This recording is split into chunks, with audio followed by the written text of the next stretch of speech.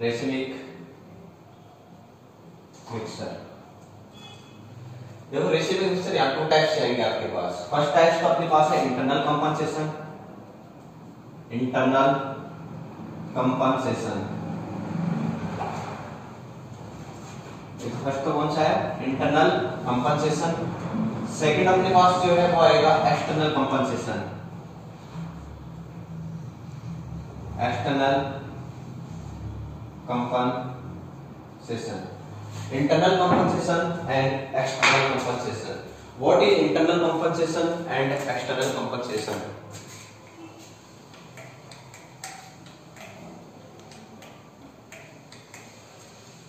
Internal compensation के अंदर देखते हैं सबसे पहले। First of all internal compensation ये क्या होता है वो देखेंगे। एग्जांपल्स में बताता हूं आपको। एक एग्जांपल आता है meso tartaric acid.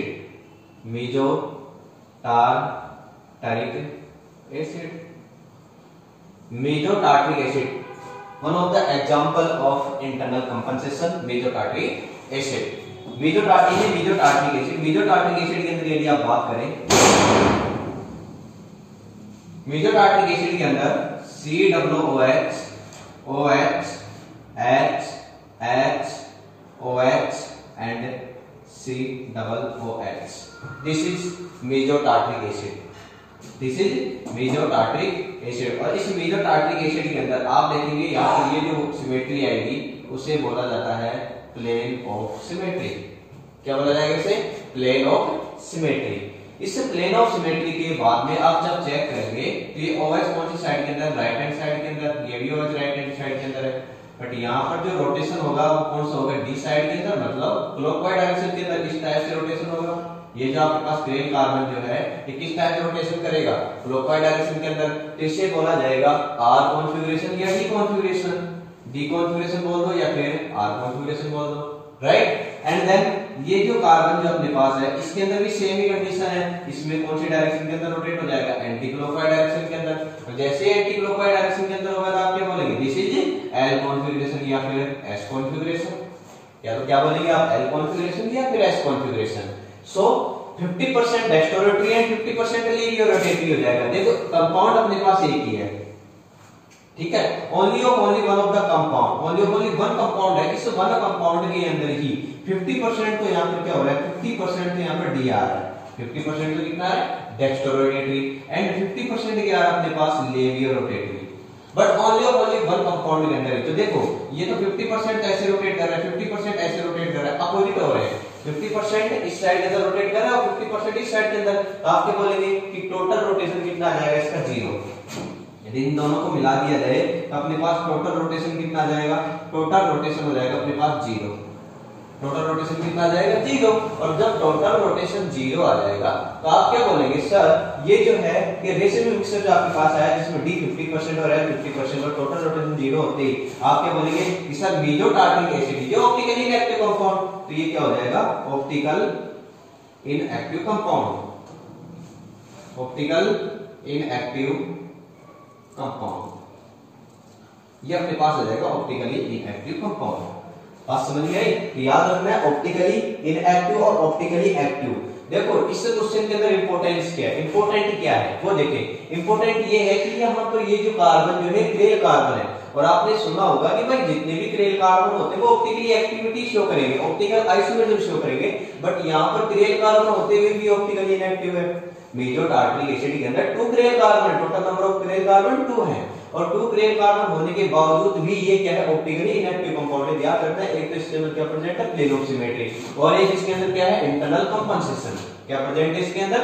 Internal compensation. Internal compensation और प्लेन ऑफ सिमेट्री की वजह से ये क्या हो जाएगा? इसका टोटल रोटेशन 0 हो जाएगा। इंटरनल कंपनसेशन की वजह से टोटल रोटेशन 0 हो जाएगा। इंटरनल कंपनसेशन क्या होता है कि भाई ये इस क्रेल कार्बन क्या करती है? ये जो ग्रुप जो है ये कौन सी साइड के अंदर रोटेट करेगा? डी साइड के अंदर, डेस्टोरोटेटरी साइड के अंदर। और इसी ही कंपाउंड मीजो टार्ट्रिक एसिड के अंदर सेकंड क्रेन कार्बन पे OH ये जो कंपाउंड है ये कौन सी साइड के अंदर रोटेट करेगा, laevo rotatory anti clockwise direction के अंदर। It means one crane carbon compound से retrorotatory and second crane carbon compound से लीवियो रोटेटरी। इट मींस एक दूसरे के अपोजिट डायरेक्शन में क्या कर रहे हैं, रोटेशन कर रहे हैं। और जब अपोजिट डायरेक्शन के अंदर रोटेट करेंगे तो टोटल रोटेशन 0 हो जाएगा, और टोटल रोटेशन 0 इट मींस वो क्या हो जाएगा, ऑप्टिकली इनएक्टिव कंपाउंड। इसका मतलब ये है पोलरोमीटर है, पोलरोमीटर, ये इसको बोला जाता है पोलरोमीटर, इसको बोला जाता है पोलरोमीटर। जैसे आप इस पीपीएल को पास आउट करेंगे, ये अपने पास है प्लेन पोलराइज्ड लाइट। इस प्लेन पोलराइज्ड लाइट को आप इस ऑर्गेनिक सॉल्वेंट मैंने यहाँ पे यूज में ले लिया मेजो टार्टरिक एसिड। क्या यूज में ले लिया, मेजो टार्टरिक एसिड। ये मेजो टार्टरिक एसिड ले लिया, और ये अपने पास है प्लेन पोलराइज्ड लाइट। इस प्लेन पोलराइज्ड लाइट को जैसे ही आप पास आउट करेंगे मेजो टार्टरिक एसिड से, तो मेजो टार्टरिक एसिड से पास आउट करते या तो ये प्लेन पोलराइज्ड लाइट कौन सी डायरेक्शन के अंदर रोटेट हो जाएगा, एंटी क्लॉकवाइज डायरेक्शन के अंदर, या फिर कौन सी डायरेक्शन के अंदर रोटेट हो जाएगा, क्लॉकवाइज डायरेक्शन के अंदर रोटेट हो जाएगा। सपोज दैट ये इसने 50% तो डेस्ट्रोरोटेटरी कर दिया, 50% लीवियो रोटेटरी कर दिया, जैसे इसके अंदर हो रहा है, और वही कंपाउंड है भाई मेजो टार्टरिक एसिड आपने लिया। तो ये मेजो टार्टरिक एसिड ने क्या किया, मेजो टार्टरिक एसिड ने ये किया कि इस प्लेन पोलराइज्ड लाइट को या तो इस साइड के अंदर रोटेट कर दिया या फिर इस साइड के अंदर रोटेट कर दिया। बात समझ में आ रही है, या तो कौन सी साइड के अंदर रोटेट कर दिया, इस साइड के अंदर या फिर इस साइड के अंदर। सपोज दैट 50% इसने डी कर दिया, 50% एल कर दिया, एक दूसरे के अपोजिट हो गए, टोटल रोटेशन कितना हो जाएगा, 0। टोटल रोटेशन कितना आ जाएगा, 0। और जब टोटल रोटेशन ही 0 आ जाएगा तो आप क्या बोलेंगे कि भाई इसे पीपीएल जैसे पहले था वैसे ही बाद में आ गया। Before and after plane polarised light is same. भाई बिफोर यहाँ पर देखो प्लेन पोलराइज्ड लाइट की डायरेक्शन ये है, और इसको ये इस साइड के अंदर रोटेट कर दिया, फिर इस साइड के अंदर, टोटल रोटेशन इन दोनों का देखा जाए तो वापस यही आ जाएगा। इसका मतलब क्या हुआ, इसका मतलब तो ये हुआ ना, it means meso tartaric acid ने तो न तो इस प्लेन पोलराइज्ड लाइट को किसी भी एंगल से रोटेट नहीं किया है। भाई ये मेजो टार्टरिक एसिड जो है इसने प्लेन पोलराइज्ड इस लाइट को कहीं पर भी किसी भी एंगल से क्या नहीं किया, रोटेट नहीं किया। और जब रोटेट ही नहीं किया तो आप क्या बोलेंगे, टोटल रोटेशन 0 है, और टोटल रोटेशन 0 है तो मेजो टार्टरिक एसिड ये किसको रिप्रेजेंट करेगा, ऑप्टिकली इनएक्टिविटी को रिप्रेजेंट करेगा, ऑप्टिकल आइसोमर से नहीं करेगा। बट आपको ये याद रखना है कि भाई इनेंशियोमर और डायस्टेरियोमर तो शो करेंगे। इनेंशियोमर और डायस्टेरियोमर के अंदर क्या होते हैं, सेम ग्रुप सेम साइड के अंदर होने चाहिए, सेम ग्रुप है सेम साइड के अंदर होने चाहिए, तो इनेंशियोमर हो जाएगा। डायस्टेरियोमर के अंदर एक दूसरे के अपोजिट हो जाएंगे बेटा, OH ग्रुप इस साइड के अंदर तो OH ग्रुप इस साइड के अंदर है। दूसरी बात ये है ये सेम ग्रुप सेम साइड के अंदर है, और इसका जब मिरर इमेज बनाएंगे तो आपके पास यही आ जाएगा, OH H COOH और COOH। इसको तो बोला जाता है erythro to erythro, erythro to erythro. It means enantiomer, enantiomer isomer. क्या बोलेंगे इसे, एनेंशियोमर आइसोमर। और एक होता है डायस्टीरियो आइसोमर। डायस्टीरियोमर के अंदर क्या होगा, देखो इनेंशियोमर के अंदर एक तो सुपर इंपोज नहीं है, नॉट सुपर इंपोज। इसको उठा के इसके ऊपर सेट करो, क्या सुपर इंपोज हो रहा है, नहीं हो रहा। इट मींस क्या हो जाएगा, नॉन सुपर इंपोज। ठीक है। दूसरा इसका मिरर इमेज आ रहा है, तो एक आप बोल सकते हैं इसकी कैरेक्टर से कौन कौन से हो जाएंगे, तो आप ऐसे बोल सकते हैं कि non superimpose, non superimpose. ठीक है। और क्या हो जाएगा, mirror image to each other, mirror image to each other. ठीक है। और थर्ड क्या हो जाएगा, मिरर इमेज हो गया, और इसका क्या हो गया, नॉन सुपर इंपोज हो गया। बस ये तो अपने को बताना है। तो ऑप्टिकल ये इसके नॉन सुपर इंपोज और मिरर इमेज, दूसरा इसके अंदर प्लेन पोलराइज्ड लाइट है, तो ये भी बता सकते हैं। तो ये अपने पास इनेंशियोमर के हो गया। अब डायस्टेरियोमर के अंदर क्या होता है, OH तो सेम साइड के अंदर, बट ये वाला जो OH है ये चेंज हो जाएगा, या इसको चेंज कर दो, इसको चेंज कर दो। तो ऐसे कैसे कर दो आप, H और OH ऐसे कैसे कर दो। कहने का मतलब ये जो एरिथ्रो जो है ये कन्वर्ट किसके अंदर हो जाएगा, थ्रियो के अंदर। अब थ्रियो के अंदर हो गया, ये कौन सा है, erythro. Erythro convert to threo. It means देखो OH और OH अपोजिट साइड के अंदर आएंगे तो क्या बोलेंगे आप, एरिथ्रो। क्या बोलेंगे, थ्रियो, सॉरी। ठीक है। तो जो OH और OH erythro to threo, threo erythro to erythro, मतलब यदि आपके पास OH और OH सेम साइड के अंदर हो जाए, OH और OH सेम साइड के अंदर हो जाए तो उसे बोला जाता है एरिथ्रो। और अपोजिट साइड के अंदर हो जाए तो उसे क्या बोला जाएगा, थ्रियो। तो ये अपने पास एरिथ्रो हो गया, ये थ्रियो होगा। एरिथ्रो टू थ्रियो, ये थ्रियो टू एरिथ्रो के अंदर आप यदि कन्वर्ट हो रहे हैं तो उसे बोला जाता है डायस्टेरियोमर। तो यहां देखो OH और OH अपोजिट साइड के अंदर है, इस साइड के अंदर है, अपोजिट साइड के अंदर। और जब अपोजिट साइड के अंदर आएंगे तो उसे क्या बोलेंगे आप, थ्रियो बोलेंगे। क्या बोलेंगे, थ्रियो आइसोमर बोलेंगे। ठीक है। तो डायस्टेरियोमर के अंदर इसको उठा के इसके ऊपर सेट करो, क्या सुपर इंपोज हो जाएगा, नहीं। तो इसे बोलेंगे नॉन सुपरइम्पोज। डायरेक्ट स्टीरियो में आइसोमेरिक नॉन सुपरइम्पोज। दूसरी बात टुकरेल कार्बन, इसके अंदर भी टुकरेल कार्बन, राइट। दूसरी इसका ये मिरर इमेज नहीं है भाई, नॉन मिरर इमेज आएगा, है ना। याद रखना है OH के जस्ट सामने OH में ये तो ठीक है, लेकिन ये वाला इसके नहीं आ रहा है सामने, फ्रंट की साइड में नहीं आ रहा, इसका मिरर नहीं आ रहा, इट मींस ये नॉन मिरर आएगा, है ना। इसमें अंदर मिरर इमेज का फॉर्मेशन नहीं होगा, ये याद रखना है। Non mirror image, non superimpose, दोनों के दोनों नॉन आएंगे इसके अंदर, बट इसके अंदर एक तो नॉन आएगा, एक क्या आएगा, मिरर इमेज आएगा। इसके अंदर इनेंशियोमर के अंदर ये आपके इंटरनल कंपनसेशन आ गया होगा। इंटरनल कंपनसेशन के अंदर होमोजेनिटी वन कंपाउंड लेना, उसके अंदर ही 50% ही 50% एल होगा, और एक दूसरे को रोटेशन क्या कर देगा, टोटल रोटेशन 0 कर देगा, इट मींस ऑप्टिकली क्या हो जाएगा, इनएक्टिव। याद रखना meso tartaric acid optically wise the meso tartaric acid optically inactive. तो आपको आंसर देना है, एक तो देना है कि मेजो टार्ट्रिक एसिड के अंदर क्या प्रेजेंट है, यहाँ पर प्लेनोसिमेट्री, और सेकंड क्या है, क्या आंसर देंगे इस सर मेजो टार्ट्रिक एसिड के अंदर क्या है, रेसिड्यू मिक्सचर का फॉर्मेशन होगा, जिसे बोला जाता है internal compensation. Reason for the internal compensation, internal compensation की वजह से यहाँ पर क्या होगा, रेसिड्यू मिक्सचर का फॉर्मेशन होगा, और रेसिड्यू मिक्सचर के अंदर क्या होगा, 50% इलेक्ट्रोरोटेटरी है और 50% क्या हो जाएगा, लिबरोटेटरी, इट मींस टोटल रोटेशन यहाँ पर क्या हो जाएगा, 0। और जब टोटल रोटेशन 0 हो जाएगा, तो टोटल रोटेशन 0 होते हुए क्या हो जाएगा, ऑप्टिकली इनएक्टिव। ये अपने को थ्योरी के अंदर वहां पर करनी है, ठीक है। अब सेकंड मेरे पास है एक्सटर्नल कंपनसेशन। ये एक्सटर्नल कंपनसेशन जो है ये SN2 मैकेनिज्म से कंप्लीट होगा। कौन सी मैकेनिज्म से, SN2 मैकेनिज्म। तो SN2 मैकेनिज्म देख लेंगे, sorry SN1 mechanism. Internal compensation किससे कंप्लीट होगा, SN1 मैकेनिज्म। तो SN1 मैकेनिज्म कौन सी है वो देखें भाई। SN1 मैकेनिज्म को बोलते क्या है, chapter number 1 hydrogen derivative. SN1 mechanism external compensation देखेंगे SN1 मैकेनिज्म के अंदर। तो मैं स्टार्ट कर रहा हूं SN1 मैकेनिज्म। इस SN1 एक्सटर्नल का मतलब न्यूक्लियर पहले कहां से अटैक करेगा, आउटर साइड से, मतलब बाहर की साइड से क्या करेगा, अटैक करेगा। और जब बाहर की साइड से अटैक करेगा तो उसको बोला जाता है कि भाई सर ये बाहर की साइड से अटैक कर रहा है, तो ये एक्सटर्नल कंपनसेशन हो जाएगा, ठीक है ना। कौन सा कंपनसेशन हो जाएगा, एक्सटर्नल कंपनसेशन। तो SN1 देखो, SN1 को क्या बोला जाता है, unimolecular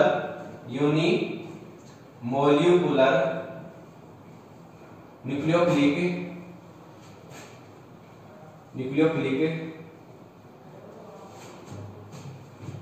substitution reaction.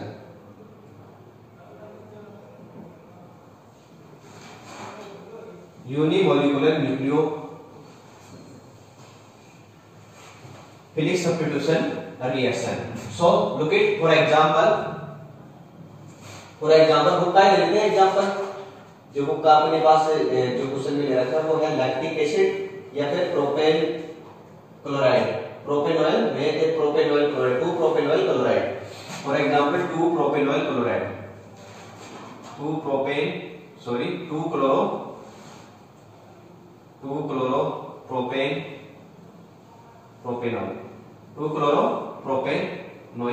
Propanoic acid. ये मेरे पास एग्जांपल है। 2 क्लोरोप्रोपेनोइक एसिड में एक टू क्लोरोप्रोपेनोइक, इट मींस COOH, और इस साइड के अंदर कहीं ना कहीं CH3 होगा, और ये मैंने CH ले लिया। तो आप देख सकते हैं इस जो स्ट्रक्चर आपने यूज में लिया है, इस स्ट्रक्चर के अंदर ये जो कार्बन जो है कैसा कार्बन है, दिस इज क्रेल कार्बन। तो ये मैंने कर दिया क्रेल कार्बन, राइट। ये अपने पास क्रेल कार्बन आ गया, ठीक है। इस क्रेल कार्बन को मैं ओपन, इस स्ट्रक्चर को ओपन करता हूं, तो ओपन करता हूं तो कैसे आएगा वो देखिए, COOH, ध्यान से देखेंगे भाई, COOH, और ये कर दिया मैंने Cl, राइट। अब अपने पास CH3 और H है, तो H को तो मैं कर देता हूं ऐसे, तो ये कर देता हूं मैं तो CH3, ये कर देता हूं CH3, और ये कर दिया मैंने H, ठीक है।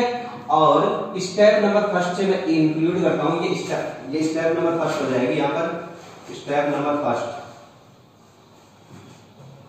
स्टेप नंबर के अंदर अपने को क्या करना है, ये जो स्टेप आएगी वो बहुत ही स्लो स्टेप आएगी, जिसे बोला जाता है रेट डिटरमाइंड स्टेप। कौन सी स्टेप बोलेंगे इसे, रेट डिटरमाइंड स्टेप। बहुत स्लो स्टेप होती है, यहाँ से रेट के बारे में पता लगता है, ठीक है। तो रेट में से क्या होता है, according to law of mass action, rate के बारे में पता लग जाएगा। मास एक्शन के according to law of mass action या रेट लॉ के according, rate of reaction is directly proportional concentration of reactant.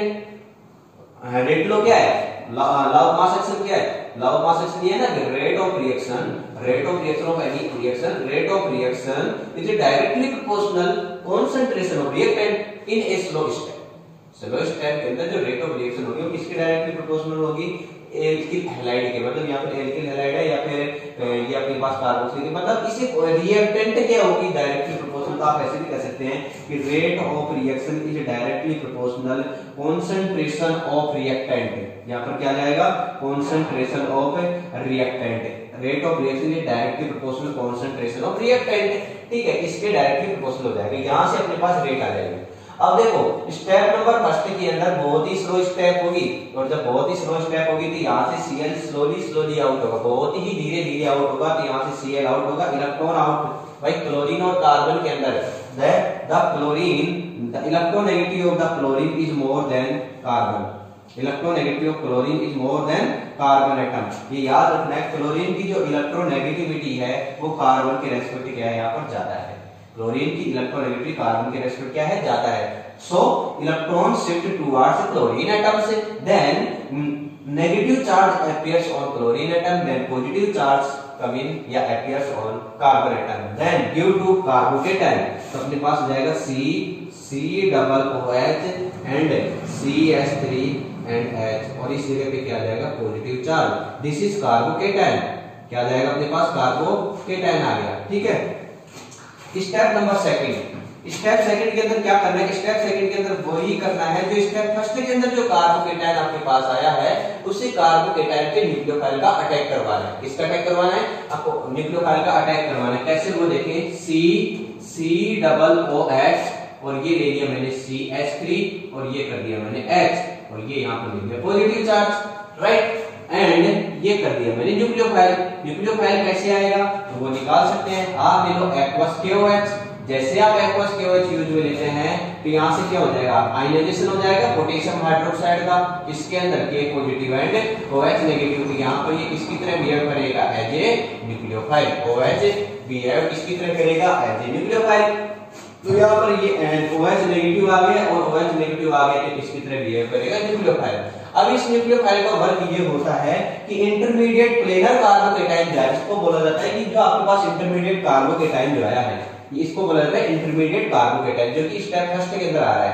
ये इंटरमीडिएट कार्बोकेटाइन प्लेनर स्ट्रक्चर है, प्लेन के अंदर आ रहा है, 2D के अंदर, 3D के अंदर नहीं, XYZ के अंदर नहीं, ओनली X या Y, है ना। तो XY इट मींस ये 2D के अंदर आ रहा है, 2 डायमेंशनल है, XY के अंदर या YZ के अंदर या फिर ZX के अंदर। तो ओनली ऑफ ओनली कार्बोकेटाइन कैसी स्ट्रक्चर है, यहाँ पे जो कार्बोकेटाइन है प्लेनर स्ट्रक्चर हो जाएगी। कैसी स्ट्रक्चर हो जाएगी, प्लेनर स्ट्रक्चर।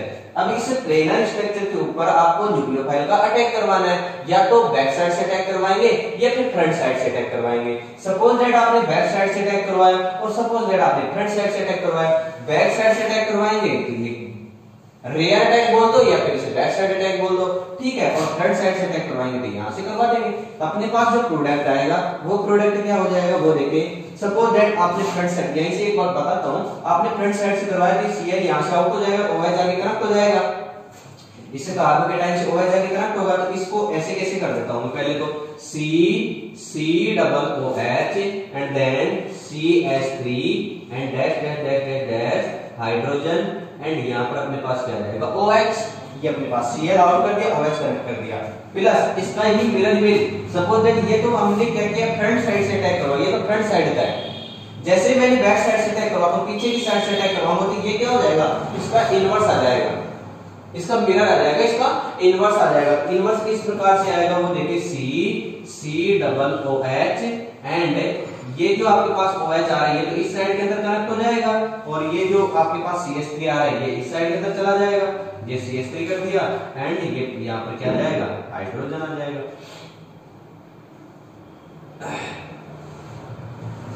क्या जाएगा, हाइड्रोजन आ जाएगा, right.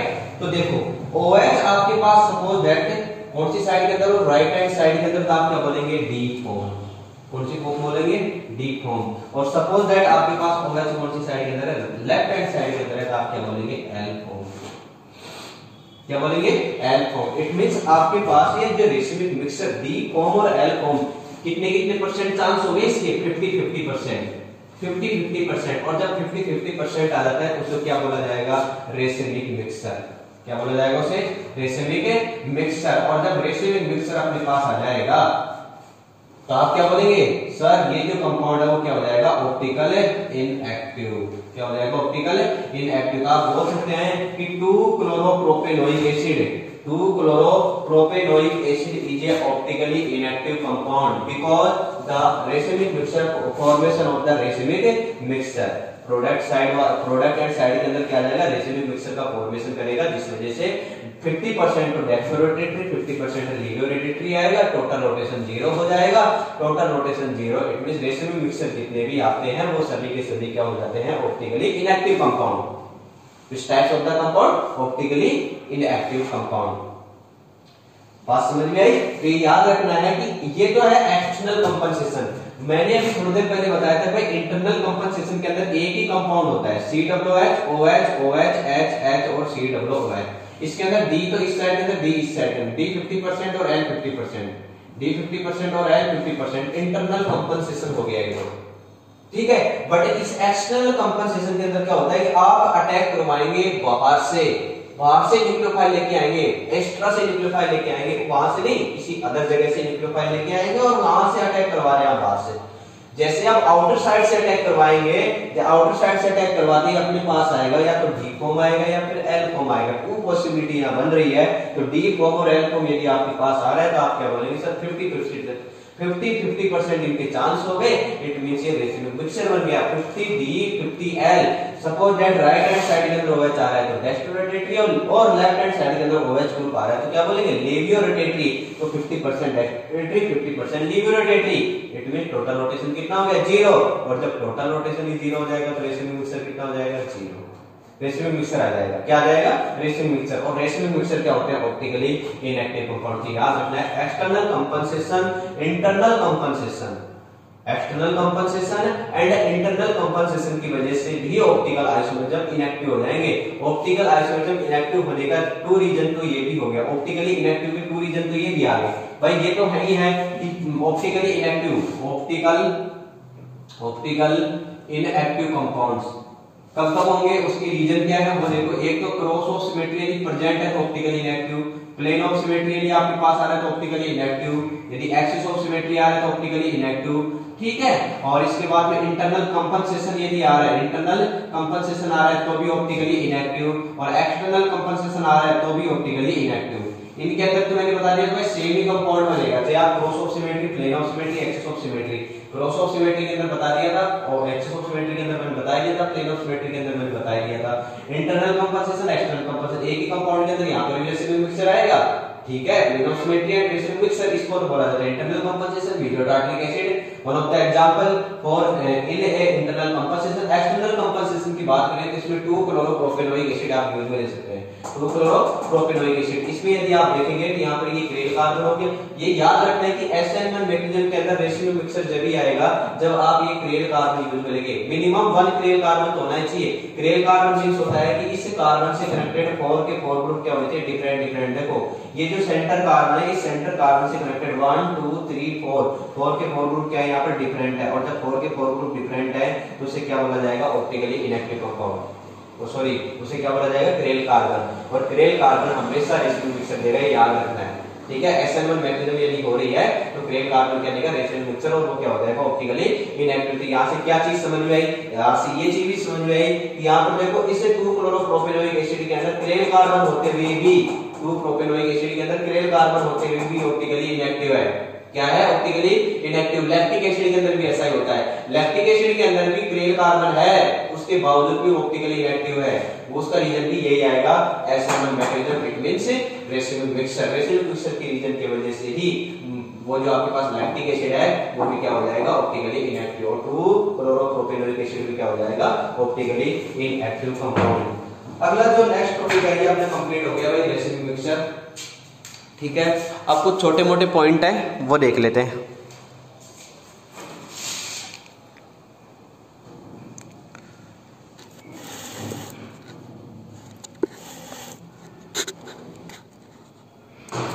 Next topic specific rotation.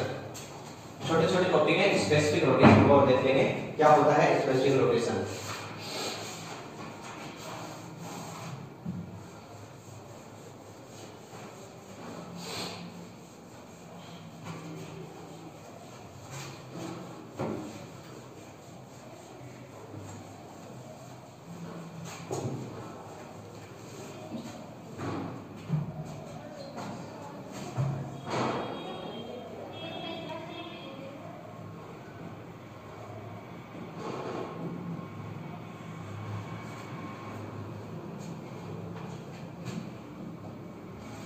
Specific rotation. Specific rotation क्या होता है? Power of rotation. Power of rotation, the power of rotation, the power of rotation. छोटी सी और स्मॉल डेफिनेशन जो है, the power of rotation is called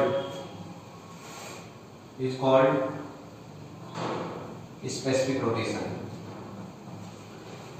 फॉर्मूले से हमें पता लग जाएगा क्या? Specific rotation, specific rotation is equal to क्या होता है?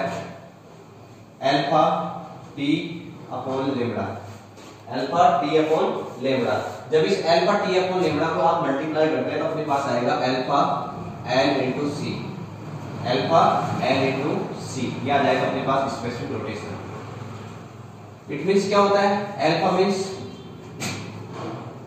ये आपने प्लेन पोलराइज लाइट लिया, ठीक है, इसे प्लेन पोलराइज, सपोज दैट आपने प्लेन पोलराइज लाइट लिया, ये मेन एक्सिस हो गया और ये रोटेशन इस साइड के अंदर कर रहा है, तो ये एंगल आ जाएगा अपने पास।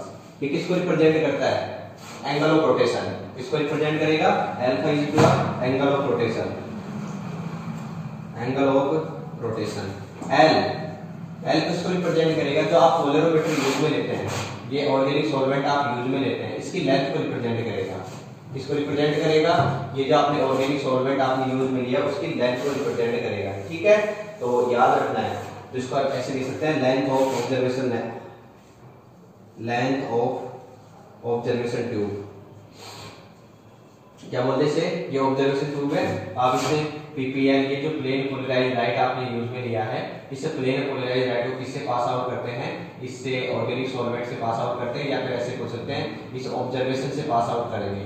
जैसे पास आउट करेंगे तो टू पार्ट्स के अंदर कन्वर्ट हो जाएगा, या फिर इस साइड के अंदर या फिर इस साइड के अंदर, ऐसे बताया होगा मैंने, ठीक है। तो एल क्या हो जाएगी? Length of observation tube. इसे ये जो आपने ऑब्जर्वेशन ट्यूब लिया इसकी लेंथ को डिनोट करेगा। और सी यहाँ पर क्या है? Concentration of tube, concentration of tube, tube की कॉन्सेंट्रेशन है। इस ट्यूब की क्या है? ये तो कॉन्सेंट्रेशन, आपने क्या कॉन्सेंट्रेशन ले रखी है, उस ट्यूब की कॉन्सेंट्रेशन को क्या रिप्रेजेंट करता है? सी रिप्रेजेंट करेगा, ठीक है। और यहाँ पर जो आपके पास लेम्डा आ रहा है, ये रिप्रेजेंट करेगा wavelength, wavelength of light, wavelength of light. Light की जो वेवलेंथ आएगी उसको रिप्रेजेंट करेगा लेम्डा। कौन रिप्रेजेंट करेगा? लेम्डा इसकी वेवलेंथ को रिप्रेजेंट करेगा। बात समझ में आई? तो इतना अपने को याद रखना है। और यहाँ पर जो टी है, टी किसको रिप्रेजेंट करेगा? टेम्परेचर, टेम्परेचर, और वो भी किसके अंदर? डिग्री सेंटीग्रेड के अंदर। डिग्री सेंटीग्रेड के अंदर जो अपने पास आएगा वो क्या आएगा? अपने पास टेम्परेचर आएगा।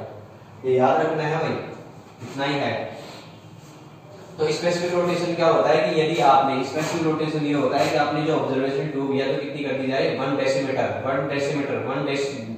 है ना, और कंसंट्रेशन हो आपके पास, ठीक है। और जो ऑब्जर्वेशन ट्यूब जो है, तो कहने का मतलब ये है कि the specific rotation of the compound is defined as number of the degree of the rotation observed 1.0 gram sample in 1.0 ml of the it solution. Path length कितनी होनी चाहिए? 1 डेसीमीटर। आपके पास जो सॉल्यूशन है वो तो 1 ml होना चाहिए, है ना, कंसंट्रेशन 1 ग्राम पर मोल होनी चाहिए। और इस ऑब्जर्वेशन ट्यूब क्या होना चाहिए? 1 सेंटीमीटर होना चाहिए, जिसको क्या बोला जाता है? उसके अंदर जो रोटेशन होगा उसे बोला जाता है स्पेसिफिक रोटेशन, ठीक है। और यदि शॉर्ट में बोले तो power of rotation is called specific rotation. और ये क्या हो जाएगा? Specific rotation is equal to alpha T upon lambda. T upon lambda का जब आप ये इंटीग्रेशन करते हैं तो अपने पास आएगा अल्फा लेम्डा, अल्फा जिसको बोला जाता है एंगल ऑफ रोटेशन या ऑब्जर्वेशन ऑफ रोटेशन, ठीक है। Alpha upon L into C आ जाएगा। क्या आ जाएगा? L into C. यहाँ पर अल्फा क्या? Angle of rotation, length of the observation of tube, C concentration of tube, lambda wavelength of the light, and T temperature of the solution, temperature of the solution. ये आपने जो observation tube के अंदर solution ले रखा है उसका temperature क्या है? वो ये टी को रिप्रेजेंट करेगा। आगे है मॉलिक्यूलर फार्मूला। क्या है अपने पास? मॉलिक्यूलर, सेकंड अपने पास मॉलिक्यूलर रोटेशन। मॉलिक्यूलर रोटेशन क्या होगा वो देखें। मॉलिक्यूलर रोटेशन, मॉलिक्यूलर रोटेशन क्या होगा? मॉलिक्यूलर रोटेशन होता है कि जो आपने स्पेसिफिक रोटेशन यूज में लिया है उसको मॉलिक्यूलर वेट से मल्टीप्लाई कर दो। Multiplication of the specific rotation and molecular weight is called molecular rotation. Multiply of the specific rotation and molecular weight, specific rotation and molecular weight, multiply of specific rotation and molecular weight is called molecular rotation, is called molecular rotation. इतना याद करना है बस, ये छोटे छोटे point थे वो अपने को याद कर लेते, ठीक है। अब नेक्स्ट जो है हमारे पास जो लास्ट टॉपिक जो है वो है